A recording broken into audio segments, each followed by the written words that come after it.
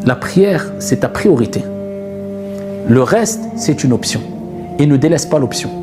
Profite de ta vie, construis ta vie. Mais la priorité, c'est ta religion. C'est ta prière, salah.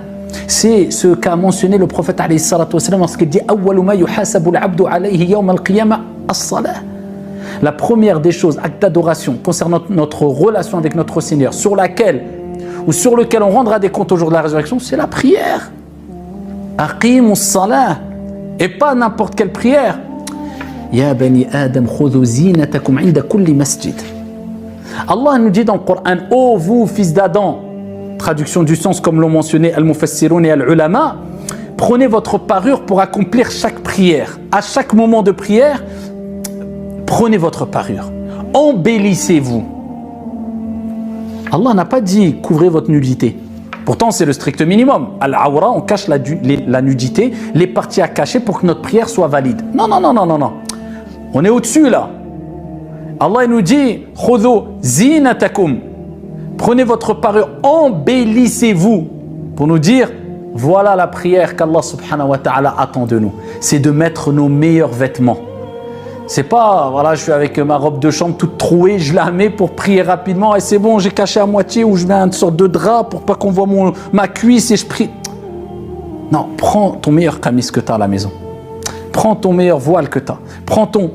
et mets-le car tu te présentes devant Allah Azza wa Jalla. C'est une vraie ibada. Vous savez que la prière a des effets, mais dont on ne se rend même pas compte. Des effets positifs dans notre vie. Tant au niveau de notre pratique religieuse, inna salata tanha anil fahsha'i wal munkar. La prière, elle éloigne du turpitude, du blâme. C'est par la cause de la vraie prière, je répète. La prière accomplie avec un minimum, au moins, de concentration. En la complétant, en priant doucement, en se concentrant, en faisant bien nos ablutions, car les ablutions sont une cause de concentration dans la prière. C'est la clé de la concentration. Al-wudu, la ibada, l'adoration, elle commence avec les ablutions. Eh bien, ici, quand tu vas faire ta prière, quand tu te lèves pour faire ta prière avec concentration, sache que cette prière-là, elle t'éloignera des péchés. Elle va être une cause que tu vas avoir un certain dégoût, une facilité de t'éloigner des péchés. Mais il y a des gens, ils prient depuis 20 ans, ils sont toujours dans les grands péchés, de jour comme de nuit. Pourquoi? Révise ta prière, il y a un problème avec ta prière. Tout simplement, ni plus ni moins.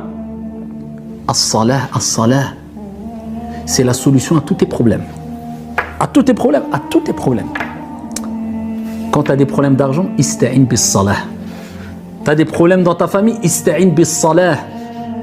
Tu as peur, ista'in bis-salah. Tu as de l'angoisse, ista'in bis-salah. Cherche secours dans la prière.